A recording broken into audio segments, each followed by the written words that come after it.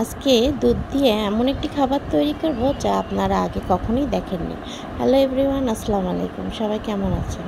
আশা করছি সবাই ভালোই আছেন। ফার্স্টে কড়াইয়ে দুধ জাল করে নিচ্ছিলাম।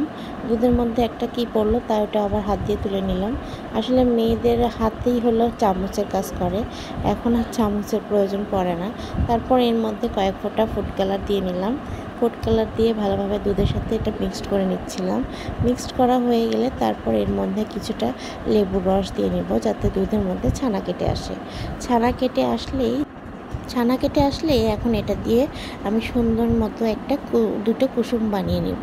আর ঠিকই শুনেছেন, আজকে আমি এই ছানা দিয়ে একটি ডিম তৈরি করব। একটি না, দুটি ডিম তৈরি করব। ফার্স্টে ছানার থেকে পানিগুলোকে ভালোভাবে ঝরিয়ে নিচ্ছিলাম। পানি যখন ভালোভাবে ঝরিয়ে আসবে, এই মিশ্রণটাকে ভালোভাবে হাতে মেখে এটা দিয়ে আমি দুটো কুসুম তৈরি করে নেব। এই দেখেন, আমি কি সুন্দর দুটো কুসুম তৈরি করে নিলাম। এখন আরেকটি পাত্রে দুধ জাল করে তার মধ্যে 2 চামচ পরিমাণ আগার আগার পাউডার দিয়ে নিলাম, আর এর মধ্যে সামান্য কিছুটা চিনি অ্যাড করে দিলাম।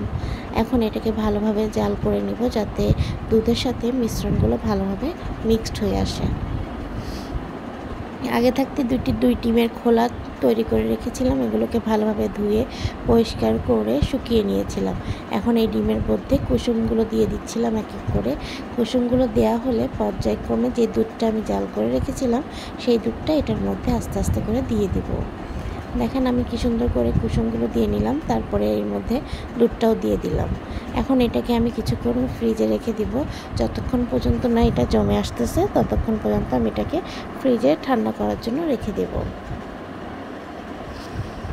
যখন ঠান্ডা হয়ে ফ্রিজ থেকে বের হয়ে আসবে, তখনই আপনারা দেখতে পারবেন কি সুন্দর ডিমের শেপের মতো একটা মিষ্টি জাতীয় খাবার তৈরি হয়ে গেল। এই দেখেন কি সুন্দর জমে গেছে। এখন এটাকে আমি একটু চামচের সাহায্যে ভেঙে নিচ্ছিলাম। যখন ভেঙে নেওয়া হয়ে গেল, তখন খোসাগুলোকে আস্তে আস্তে করে ছাড়িয়ে নিচ্ছিলাম। একেবারেই দেখতে মনে হচ্ছিল যেন আসল ডিম। যে কেউ বাইরের থেকে আসলে বুঝতেই পারবে না এটা আসলে নকল ডিম। একেবারে ডিমের মতো দেখতে। এই যে আমার কি সুন্দর ছাড়ানো হয়ে গেল। এখন আপনাদেরকে এটাকে আসলে কেটে দেখাবো কত সুন্দর এটার ভিতরেরটাও হয়েছে। বাইরেরটা যেরকম দেখতে সুন্দর লাগতেছে, ভিতরেরটাও তেমনি সুন্দর লাগতেছে। এই দেখেন, একটি ছুরির সাহায্যে কেটে নিলাম। কেটে নেওয়া হয়ে গেল। এখন আমার ডিমটা পুরোপুরি রেডি হয়ে গেছে। এখন যে কেউ বাড়িতে মেহমান আসলে আপনারা তাদেরকে এই জিনিসটা তৈরি করে দিতে পারেন। আমার আজকের ভিডিও আপনাদের কার কার কাছে কেমন লাগলো অবশ্যই কমেন্ট করে জানাবেন। আর ভালো লাগলে একটা লাইক, কমেন্ট আর শেয়ার করে দেবেন। আল্লাহ হাফেজ।